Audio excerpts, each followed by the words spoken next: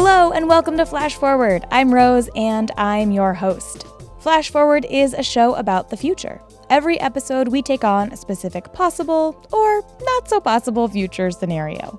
We always start with a little field trip to the future to check out what's going on, and then we teleport back to today to talk to experts about how that world that we just heard might really go down.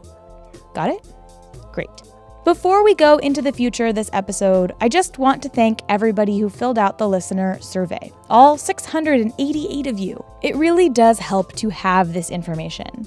And congratulations to the 5 people who won goodie bags. They are Jake Arlo, Jocelyn Ross, Elizabeth Duncan, Javon Doolin, and Juan Carlos Varela. You should each get an email from me today to get your mailing address and such, and I will get those goodie bags out to you. I'm still digging through all of the feedback from the survey, but I wanted to share a few little things that have popped out so far. Every time I do a survey like this, I always ask people what their favorite and least favorite episodes have been. And every time, the same episodes show up on both lists. So, for example, this time, folks both loved and hated the exercise pill episode. The algorithmic art episode is another one that showed up over and over again on both sides of that question, which is really interesting to me. Of course, that also makes it harder to figure out what you people actually want, since you have quite differing opinions, but it's still really fun. In the same vein, people have been really split on the historical angles, so some of you love the history-heavy episodes and have asked for more history on the show. And some of you have said the opposite. You want less history and more future. You'll probably notice that I bounce around between these extremes a lot over the course of a season. If I have some history-focused episodes, I'll usually try to follow them up with some way out there future weirdness episodes. There is some coordination to the chaos here, I promise. But one thing that did come up a lot and that a lot of you agreed on is that you want episodes to be a little bit shorter. Totally hear you on that. You have my word that I will try cutting things down a little bit more. Which is good news for patrons because that means you will get more of the stuff that didn't make it into the final cuts in your newsletter. $5 and up patrons are also going to get a much more detailed breakdown of the survey results in their behind-the-scenes update this week. Those will go out on Fridays. Okay, that's all the housekeeping I have for now. Let's go to the future. This episode, we're starting in the year 2024.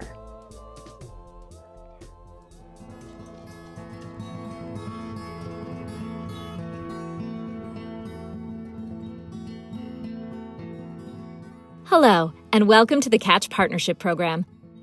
We're so excited you're joining our team of incredibly talented and inspirational partners.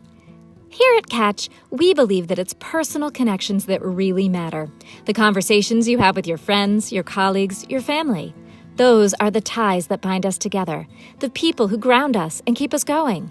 And we believe that you are the hub of your community, the trusted link between your friends and loved ones, which is why we're so excited to have you on board. Okay, enough gushing. Now on to the logistics. The program is incredibly simple. All you have to do is download the Catch app and log in with your partner credentials. You'll need to give the app access to your microphone, of course, which should be easy to do with that little pop-up. On your dashboard, you should see all your active brand partnerships. Tap each one to see more details, including the wake words that each campaign hinges on. You'll also see your partnership pricing scheme there, depending on what level you're signed up on. Once you're logged in and the Catch app is activated, that's it. You're all set to go. Simply go out and live your life, chat with your friends and family, and reap the rewards. Whenever you mention your partner products, the app will register and record the snippet, our state-of-the-art algorithms will detect the level of positivity of the conversation, and your account will be updated. It's that easy. A few quick tips. If you're in a loud place, you might want to place your phone on a table or in a front pocket with the microphone facing up to give the app a better chance of hearing you. Here's another tip. When you're mentioning a product, it's best to structure your sentences so that the most positive words come after the name of the product. Studies have shown that people remember and connect positive words with brand names when the brand is introduced first and the descriptors second. Here's an example of what not to do. Oh man, I really love that razor I just got. It's given me the smoothest, cleanest shave I've ever had. I would order 1 billion of them right now if I could. It's called the Preston, I think. Instead, this would be a better approach. Hey, what razor do you use? I love my Preston. It's given me the smoothest, cleanest shave I've ever gotten. I would order 1 billion of them right now if I could. You'll notice in each of those clips, the name of the brand was followed by a small chime. This chime allows us to remain compliant with FTC regulations about advertisements. Which brings us to the fine print. The Federal Trade Commission requires testing program participants to clearly disclose that they have received products for complimentary testing purposes in all review materials. If someone asks you whether you're being compensated for mentioning a product, you are required by law to tell them. You also must disclose whether you've received the product for free or not. Failure to abide by these rules will result in a warning. If the warning is not heeded, the member will be suspended from all Catch Partnership partner campaigns. Terms and conditions apply. Go forth and catch. Okay, so in this future, advertisements have bled even further out into the real world. Instead of simply seeing sponsored content on Instagram or Facebook or product placements in movies and TV shows, in this future, people can become brand ambassadors and get paid anytime they mention a product in their daily lives. All they have to do is sign into an app that then listens to their conversations and detects anytime they say the brand name and pays them some money for mentioning it. This future was suggested by listener Madonna Yoder, so thanks Madonna, this was really fun to look into. There are a couple of roads we can go down when we think about this future. Is it possible? Is it legal? Is it desirable? And what would that even be like? So let's start with the first question because it's the easiest one. Is it possible to build this kind of technology that can hear people mention brands and record those mentions? Yeah, that's actually not very different from something that they do in call centers, which is they have what they call speech analytics, where they're listening to the agents and they make sure that the agents are pushing the products that they're supposed to push, not disrespecting the customers in any way or the callers. My name's Deborah Dahl. I have a consulting company in speech and language technologies. The basic answer to the is it possible question is yes. 100% yes, this is possible today. In fact, many of you probably already have some kind of device that's listening to you all the time. If you have an iPhone with Siri on, or you use something like a Google Home or an Amazon Echo, you have a device that is capable of doing exactly this right now. If you've allowed it to listen for a wake word, it's definitely always listening to you because it has to hear the wake word, and the only way it can hear the wake word is to listen. In most cases, that listening is all done locally, which means that for the most part, the information that the device is hearing never leaves the device. In other words, your iPhone is not recording everything you say and uploading it into the cloud somewhere. Unless, that is, you've authorized a third-party app to do that. And you might have without realizing it. It's very important to read the details on what you are agreeing to when you download apps. So these devices are always listening to you, waiting for you to say their wake word, the word that activates them, like Hey Alexa, or Hey Siri, or Hey Google. The accurate detection of wake words are crucial to these systems and will be crucial for our future advertising scheme. I know I've personally had a false alarm from my Echo. It thought I was saying Alexa, and I wasn't really addressing it. In fact, it just heard me say Alexa right now. Oh yeah, I should say that we are going to be saying the word Alexa a lot in this episode, so if you are listening to this on speakers anywhere near where your Alexa can hear it, maybe put on headphones or turn off your Alexa for a little bit. I will refrain from trolling you all by asking your Alexa devices to play something silly or buy something right now because I'm a nice person, but I could do that, just so you know. So the people who make voice-activated devices think a lot about what the wake word should be for these systems. A longer word is always going to be easier to understand, but then you have to balance that against, do you really want to say this word that takes 3 seconds to say all the time? People aren't going to like that. Remember when it was trendy to take vowels out of words to make brand names? So like Flickr or Tumblr or Grindr? Well, in this future, the trendy brand names are going to be based on how easy they are for a machine to recognize. So brand names like LaCroix, LaCroix, Porsche, Porsche, Adidas, Adidas. These might present problems for this future system because people still don't know how to actually say them. Is it Juicero or Juicero? I mean, the name was really the least of that brand's problems, but you get what I mean. Even Ruth's Chris Steakhouse might prove difficult. I can never say that brand name. In this future, you'd also probably see a drop in names that are commonly used in sentences. So like Medium, the publishing platform. That's not a good one because it's going to get triggered too much. Target is another example of a word that people use in a sentence and don't mean the big store Target. So they definitely think a lot about the phonetics of the wake word to make it easy to understand, not get confused with other words, and not annoy people by being too long. So the wake word is key here, and these future brands would probably provide a few different words for influencers to say. So like maybe the brand name, but also the product name. So if you had a partnership with, say, the clothing brand ModCloth, they would probably also program the app to recognize things like the names of their dresses. So if you are wearing the broadcast coordinator shirt dress in dotted mustard, that might be a string of words that the app picks up. That is a real dress, by the way. I did not make that up. ModCloth also makes a top called the Podcast Co-Host Sleeveless Top. I'm serious. Also, I am not being paid to mention ModCloth or any of the brands in this episode, just to be clear. But the wake words here are probably the easy part. The harder part is making sure that the system works in all different environments. Systems like Google Home and Amazon Echo, they tend to be situated in quiet homes, where there's not a ton of competing noise. But for this program to work, the idea is that you're catching mentions everywhere from a nice quiet coffee shop to a loud party.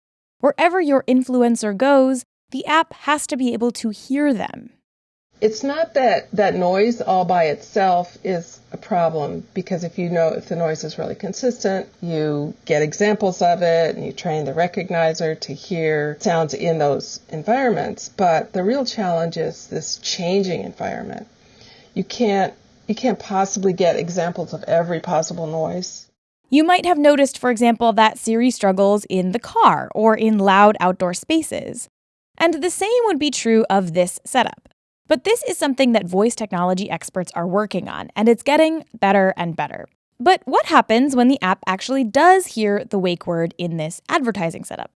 The brand is going to want to know a few things about that interaction, right? First, obviously, they want to know that the mention of their product was positive rather than negative. You would also need to record some window of time before you heard the wake word. You'd need to be able to catch things like, I'm going to tell you about a terrible experience I had with X.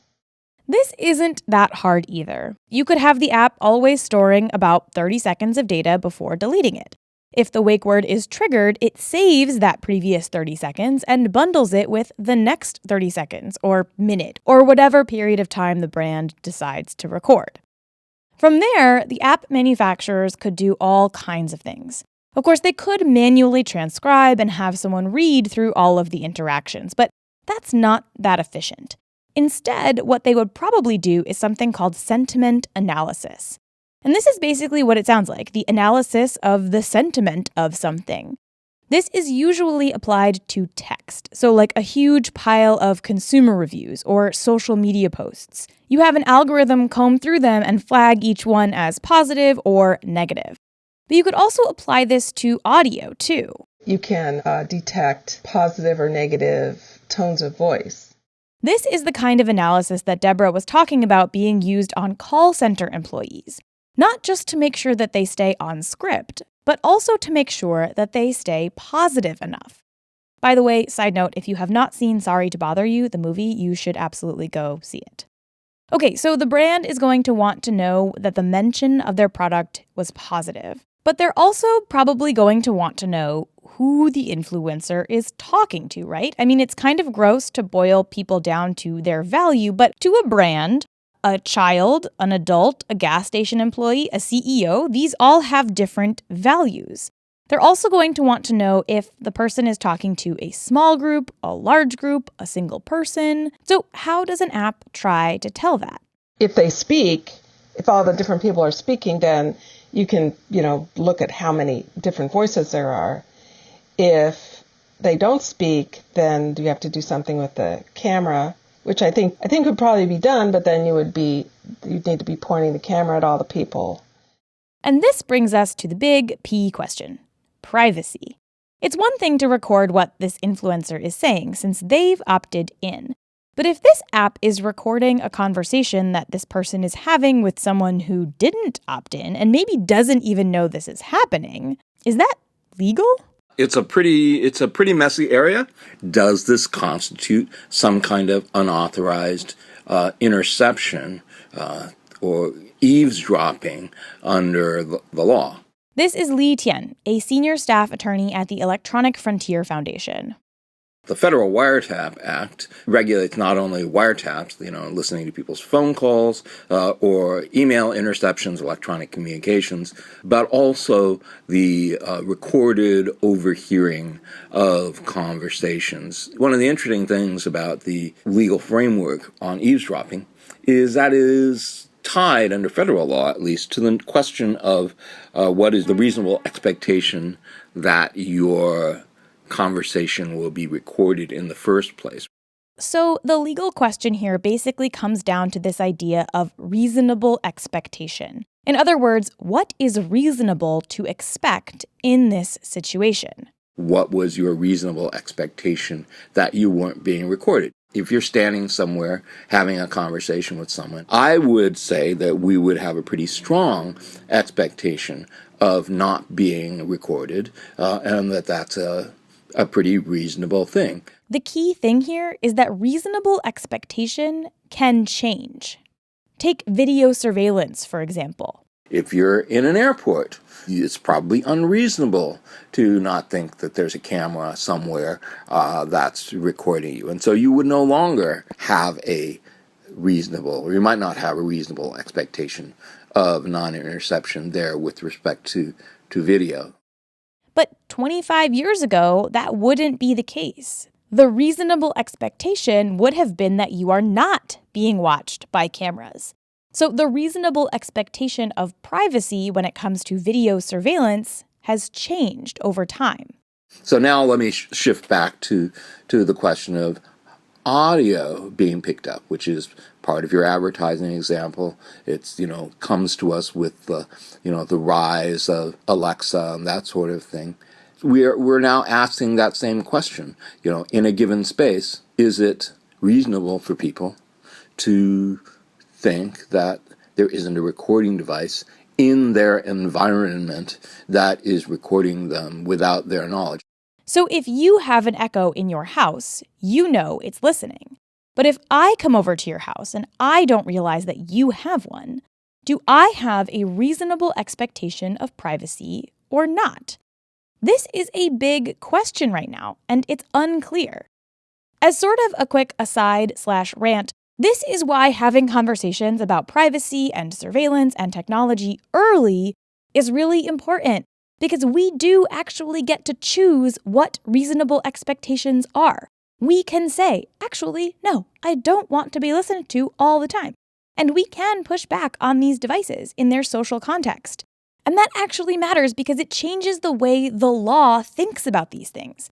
Reasonable expectation is in part driven by social expectations, right? If we don't accept that we're going to be watched all the time in every situation, it actually translates into legal protection. The way that the law thinks about whether or not you should or should not have a complaint against being recorded depends on the social context and the norms around whether or not it was reasonable for you to expect that you wouldn't be recorded. And those are things that could conceivably change depending on how technology is deployed. Now, every so often, there's a case in the news about someone recording someone else, and you'll hear people talking about one-party consent and two-party consent. So, for example, in 2016, Kanye West released the audio of a phone call he had with Taylor Swift in the midst of this feud that they were having. Taylor Swift's team responded by threatening to sue Kanye for illegally recording her. And there was a big question about whether or not that recording was made legally or not. And the answer seemed to lie in whether or not Kanye was calling from a state that had one-party consent or two-party consent. So what does that mean? So under federal wiretap law, which is law for the entire country, there is what's called the one-party consent rule. One-party consent will be the situation where either you or I had decided that we would record this conversation, and in a one-party consent jurisdiction, which is also the federal rule, that's perfectly permissible. But some states have additional rules about recording. California, for example, is a two-party consent state, which means that both parties involved in a conversation have to consent to the recording. A one-party consent, only you or I needs to consent. Two-party or all-party consent state, everybody on the call does. So with Kanye, if both he and Taylor were in California when that call happened, he would have technically broken the law. Now, most states do not have this two-party consent law. Only 12 of them do. So in the other 38 states, it is not considered eavesdropping to record someone without their consent. But that does not mean that recording someone without their consent wouldn't get you into trouble, right? If the person that you're recording has a reasonable expectation of privacy in that situation, then you are still in hot water. Basically, it's complicated.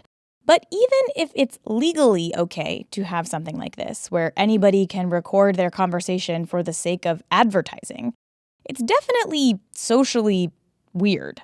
When you cannot know or do not know what the true circumstances of who is listening, it's corrosive to the idea of privacy. And it's also corrosive to the idea of any kind of private conversation, which then creates all sorts of chilling effects, right? You know, you're wearing a wire, and you're picking up all these other people's conversations. That's what you're doing.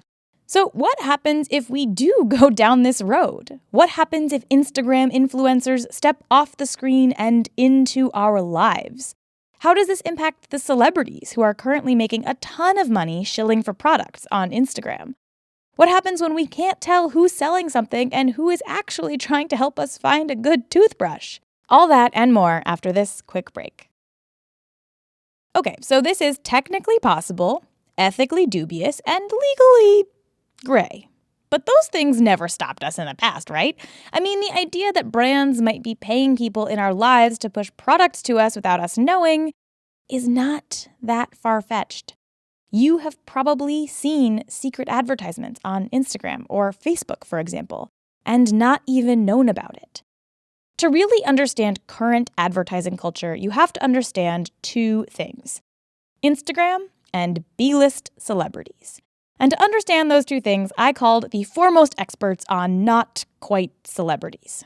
My name is Lindsay Weber, and I am the co-host of a podcast called Who Weekly. And my name is Bobby Finger, and I am the other co-host of the podcast Who Weekly.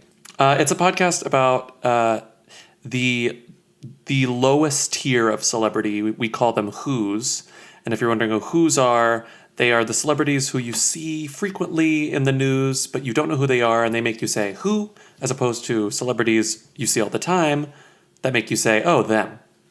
That's what the show's about. Yeah, we say it's everything you need to know about the celebrities you don't, meaning you don't know, and you also maybe don't need to know, but we tell you about them anyways.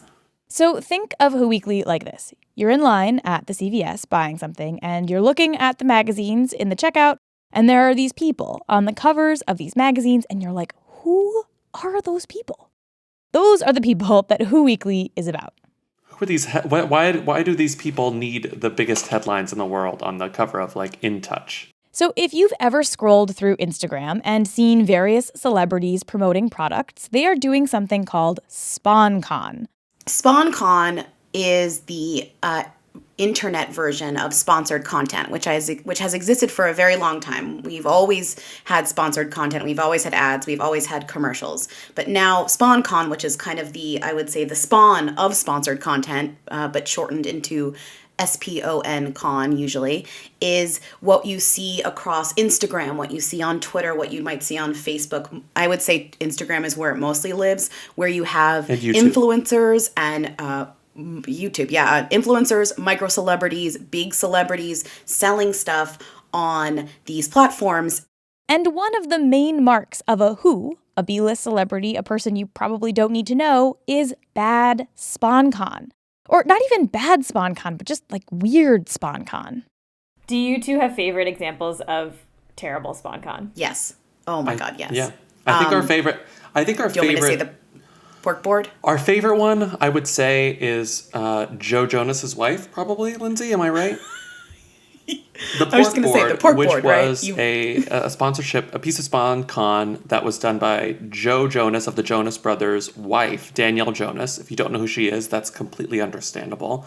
But she is influential enough and has enough followers on Instagram that brands reach out to her and have her post about their brand on her Instagram. And you see this all the time. But what made this one particularly special is because it wasn't, like a new tea, a new diet pill, some sort of clothing brand, some sort of food brand. It was just the National Pork Board. So she Instagrammed a photo of a pork dinner that she made in her kitchen, and it looks like a very humble, normal pork dinner that you would make in your kitchen, and it was a piece of Sponcon, and she got paid, presumably, a decent amount of money for that. We see a lot of the same stuff over and over again with different people. The same brand will send kind of every housewife the same product. So you see the same products over and again. And some products make sense for celebrities and some don't. When we see a new product or a new kind of advertiser like the National Pork Board, that's when we really get excited about the Spawn. I mean, her particular how she did the Spawn was also really great. I mean, she had a plate full of pork with garlic on it, but the garlic was not chopped up. It was just in its cloves. Like, it was so far from being a meal. It was unbelievable. And she said, pork is delicious. Thank you, National Pork Board, or whatever. And it just was delightful. We also love any type of food or item that you're supposed to eat where a celebrity has clearly never eaten or will not be eating the food. So one of the things we love is these sugar bear gummies, which actually I think became really popular because of their influencer marketing. And they're supposed to make your hair grow. They're just like biotin gummies, but celebrities love to pretend like they're eating them. Not that they aren't maybe eating them, but the picture, it's supposed to be like, how do you take a picture of yourself eating something? It's like, has to be very close to your mouth. It has to look like it's about to go in your mouth. Maybe you're half chewing on it. We're very pleased at seeing all the different types of ways that people try and sell these pieces of gelatin, essentially. It's sort of unreasonable to believe that the celebrities who promote these things actually use or let alone eat a lot of the products that they're promoting, which is where a lot of the humor comes from. Like watching Kendall Jenner hold a new Burger King fry, 6 inches from her mouth and talk about in the caption how much she loves it. Like, I don't buy that. Now, some celebrities are better at making this kind of Sponcon feel natural than others. Cardi B is one of the best people at Sponcon because she takes the time to tell a story as sort of the prologue to her Sponcon, and you're enraptured by the story. And then 30 seconds in, you realize that she's doing Sponcon for Team ET. She just told an anecdote first. Yeah, I mean, some celebrities are better at others than it. Some are just like natural, kind of able to talk through and figure it out. Some are very clearly not, and that's why it really is kind of where we live in the best dystopia in terms of like advertising, where you're having these people who would never go into advertising and never be creative enough to think of these things, just somehow thrown in front of the camera to do them, and in charge of representing a brand that I'm sure does not want this person riffing, and yet they have to riff. Right now, the main place for all of this stuff is Instagram. It happens a little bit on Twitter and on Facebook, but it's mostly Instagram. But that's not necessarily going to remain the case. This is not a sustainable environment. You're also dealing with the platform itself becoming maybe more or less relevant. So you have like platforms like Instagram and Snapchat and Vine and all these things. It's like now you're looking at like how popular though are these places and who is at these places, which I find even more fascinating because there's going to be so many more places. That's kind of how I see the future, where it's like, how many more micro places will there be to sell garbage? Like, we don't even know. We have no idea. And it'll only get worse because they'll find new ways to put things in front of your brain, in front of your eyes. And these Instagram posts, they can actually be worth a lot of money. Kylie makes $1 million per Instagram grid post at this point. To translate, that is Kylie Jenner, who is Kim Kardashian's half-sister. And a grid post is a post on Instagram that goes in the main feed. So when you look at someone's Instagram page, the photos are laid out in a grid. So Kylie Jenner gets paid $1 million to post a photo on her main Instagram account. Now, not everybody is making that kind of money. Kylie Jenner is at the top of the top grossing Instagram influencer people. There was a piece on Jezebel by Kara Brown where she asked, it's dated. It's about 3 years old, but it was her asking people how much certain celebrities, certain major influencers get paid per post. And it seemed to be, tens of thousands of dollars per post was sort of the high mark. And it was your Scott Disick's, your a couple steps below Kardashian level, Bella Thorne. Bella Thorne, came out with a video that she was making $40,000 so it seems like, for grid and posts, it seems like we've maybe peaked there at this point. And in part because there is so much money going into this kind of Sponcon, there are watchdog groups that have dedicated entire programs to keeping an eye on it.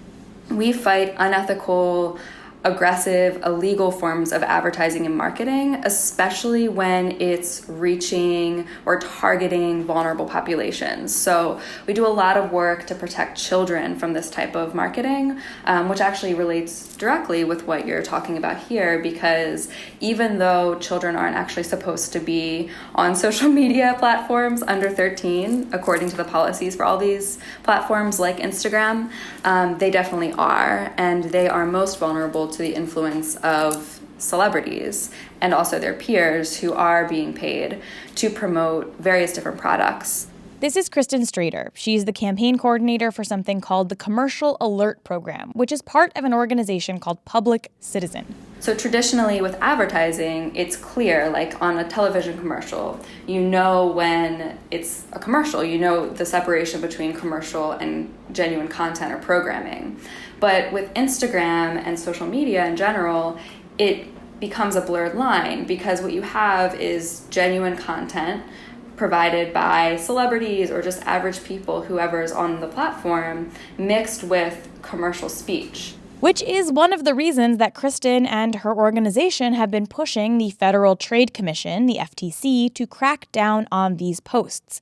Because most of the time, these celebrities are not making it clear that they are being paid to promote these products. The rules are very clear. The rule says that not disclosing an advertisement is a violation of the FTC Act, and the FTC has an obligation to protect consumers from deceitful advertising, which is exactly what this is. In the past few years, the FTC has issued a couple of rounds of warning letters to brands and influencers using Instagram, basically saying, hey, you are breaking the law here, and you have to be clear when something is an ad.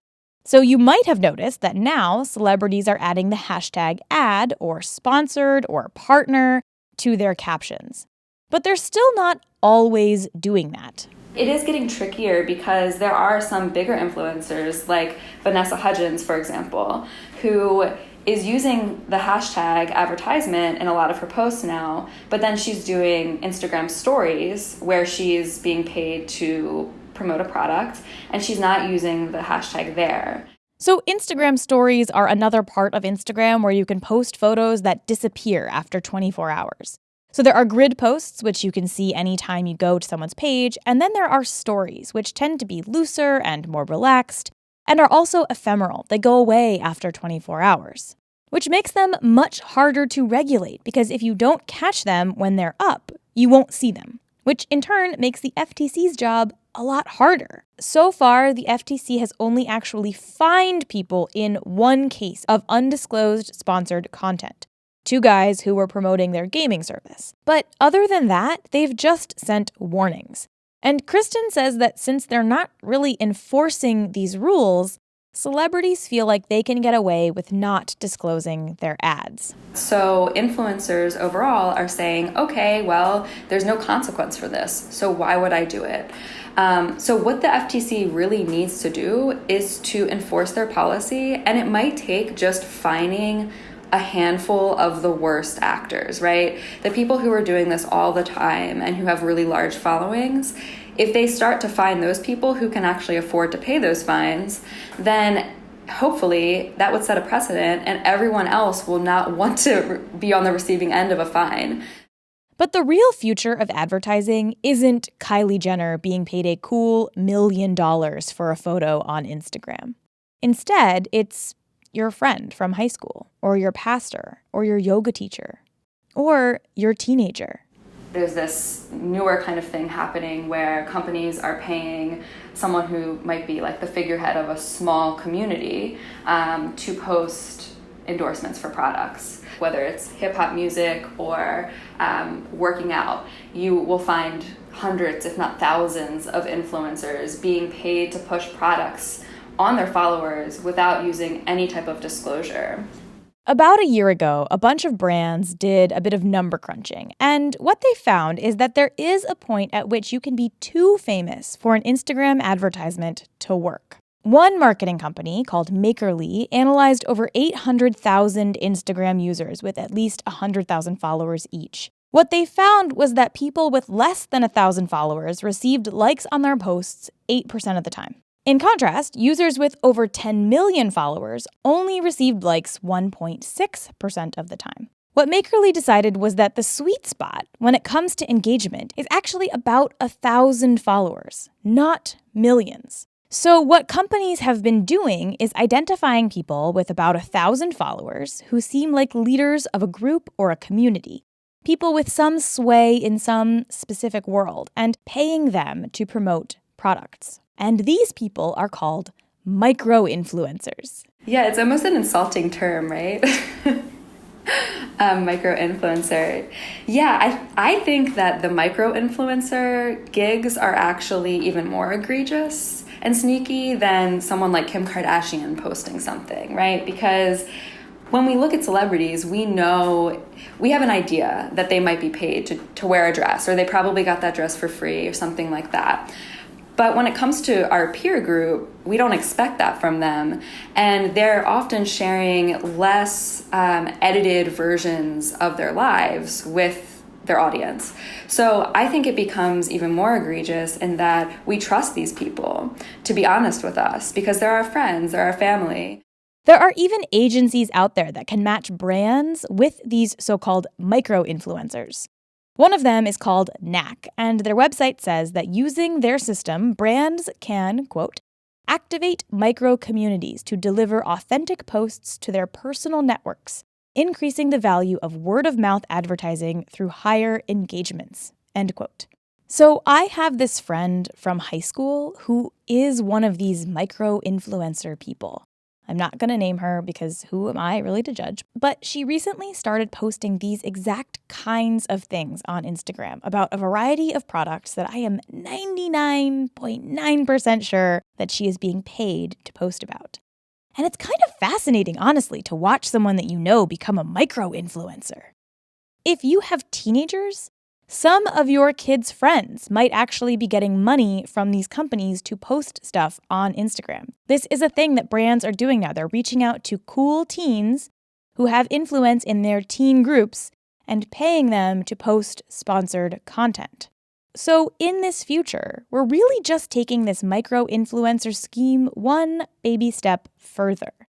And the extra nefarious thing here is that since there will be no public record of these conversations, the FTC won't be able to track these ads or enforce their rules. They would have to find maybe like data from the company that might be leaked by a whistleblower in a company or something, because otherwise they would lack the evidence, right? In theory, anybody who is doing this kind of advertising would be required by the FTC to disclose that they are actually being paid to mention the product. So I proposed the idea of a chime from their phone to Kristen as a way of disclosure, and she flat out rejected that idea. They would specifically have to say they're being paid for it. A chime on a phone or any other type of thing wouldn't indicate, especially with all the various different noises that our phones make, it wouldn't indicate to a consumer that it is a paid ad. So they would have to explicitly say, I was paid to say this. Which would kind of ruin the whole point of this scheme here, right? The idea is that the most valuable form of marketing is organic mentions. When someone just naturally says, hey, I love Dove soap in conversation at the bar. But if they have to follow that up with, oh, and by the way, Dove is paying me to say that, It kind of kills the vibe, right? Now, you are all very smart people, and I bet some of you are thinking, come on, I'm savvy. I can spot an ad when I see one. Well, let me tell you, you probably can't. And even if you can, Kristen says that it's worth pushing for clear lines between ads and real life. Corporations are facilitating this type of advertising, and what they want is exactly that response that you just described. They want people to think, oh, I know when there's an advertisement and people need to just be smarter. But in reality, none of us are immune to the influence of advertising. I work in fighting advertising and identifying advertising all the time, and I'm still susceptible to people that I look up to or follow, what their recommendations are. So we might all think that we have the power to fight this and to put the appropriate filters on, but when that line is blurred, it's a slippery slope, and we are allowing corporations to manipulate us. We are all susceptible to these kinds of marketing schemes. Even Lindsay and Bobby, who spend a ton of time identifying and thinking about Sponcon. What happens when we're able to even do that more naturally? Like you mentioned, kind of the idea that our phones are listening for us talking about products that we may or may not be interested in, that even as we're walking by windows, maybe it knows our location and can pinpoint that we're at a CVS in the beauty aisle and there's something that might have caught our eye. Maybe they'll want to remind us, kind of like how stuff follows you around on the internet when you search for it once and then it's like, oh, you looked at Tevas yesterday, like you still want these Tevas, and then you see them everywhere. That happened to Bobby yesterday. So I did not buy them, but the internet did you buy those Tevas? Right. So, but I think that the translation that can happen there is maybe like they have in their mind this repository of what you are looking at, what you're thinking about. How can they place a celebrity or influencer in front of your face, casually using that item, casually doing this thing? I mean, we read all the tabloids and they have Mandy Moore holding an orange juice at a Key Foods, and somehow, even though I'm like just looking at the photo for Mandy Moore, I'm seeing the orange juice, I'm seeing the brand. That's what's going into my brain. If they could sync those things up somehow, that would be extremely devious, and it would work on me 100%. Yeah, terrifying. There's a concept that's worth talking about in relation to this future, and it's something called surveillance capitalism. And what that means basically is that there's this wave of capitalism that makes money via surveillance, via you giving up your data. So think about Google, for example. If you use Google or Gmail or any of the related services that are free, you have participated in surveillance capitalism, right? Google makes money by collecting and selling your data. This advertising scheme is another take on that, right? By allowing companies to listen in on our every word, and by incentivizing that surveillance with ad dollars, we are further eroding the boundaries between our actual selves and the selves that we can monetize and sell to companies. But let's actually end this episode on a more fun note, because one thing that's always fun to do with these kinds of tech futures is figure out how people will trick them or how they might backfire. We know, for example, that with Alexa systems, things can get kind of weird. So when I first got an Alexa, we had a party at our house and someone rudely said, "Alexa, buy a choo-choo." And 2 days later, shut up, Alexa, stop. A couple days later, a model train showed up at my doorstep. And I was terrified. And then I realized that someone had said, "Alexa, buy a choo-choo." I had to send it back. That's so rude. It was awful. That's the rudest thing. I'm certainly in a keynote somewhere in Amazon HQ. So what about this future ad world? How might the system mess up? Or how might we trick it? Well, maybe you're in cahoots with your friend. Why not just run up the tab by talking about this item and mentioning it, hundreds of times, and then when you're done, you and your friend can split the payment. This is Deborah Dahl again, the speech technology expert. And she came up with all kinds of ways you could hack this system. What if you just talk to yourself? Right. What if I'm talking to my dog? Yeah. Yeah, this dog food is really great, don't you think? Or even worse, just put a little, like some kind of tape loop next to your phone and have it say, "Alpo is great, Alpo is great." The future of advertising and Sponcon might seem like a trivial topic, but it's really not. First of all, whether you like it or not, celebrity culture has a huge impact on the economy and the behavior of people all around the world. Second of all, advertising impacts all of us. There is a reason the FTC has rules about ads because advertising is an incredibly powerful industry. Third, if we move into a future where all our interactions can be monetized as potential ad space, that would have an incredibly toxic impact on our relationships. If you can no longer trust that your friends and acquaintances and family aren't secretly recording you and aren't being paid to talk to you about something, that changes the entire nature of hanging out with people we care about, right?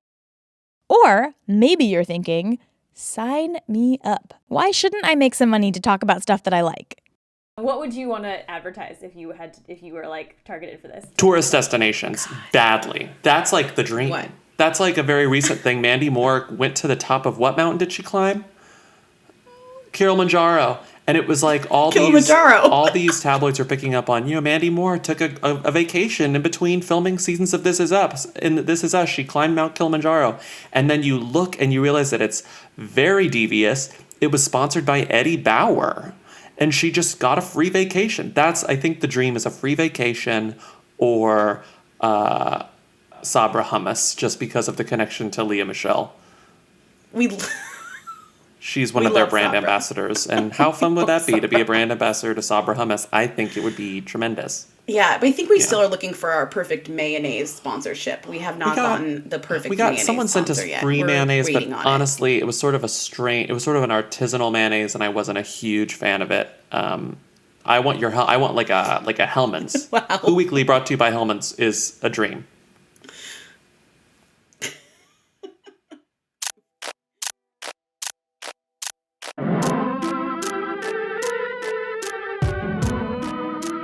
That's all for this future.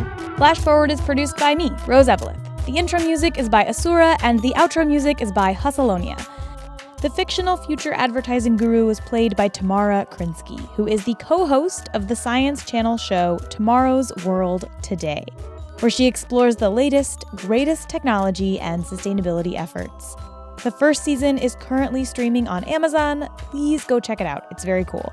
You can also find Tamara on Twitter and Instagram at Tamara Krinsky. That's Krinsky. The episode art is by Matt Lubchansky. Just to be super meta, I have started posting a bunch of images for each episode on the Flash Forward Instagram. I promise that none of them are Sponcon, so you can follow the show at Flash Forward Pod on Instagram. This week, I'll be showing you what some of these weird hidden Instagram ads look like. If you want to suggest a future we should take on, send me a note on Twitter, Facebook, or by email at info@flashforwardpod.com. I love hearing your ideas. This episode was suggested by a listener. Keep suggesting them. They're so fun. And if you think you've spotted one of the little references that I've hidden in this episode, email me there too. If you're right, I will send you something cool. And if you want to support the show, there are a few ways you can do that too. Head to flashforwardpod.com/support for more about how to give. But if that is not in the cards for you, you can head to Apple Podcasts and leave us a nice review. Or just tell your friends about the show. It's not even Sponcon because I'm not paying you, and it really does help. Okay, that's all for this future. Come back next time and we'll travel to a new one.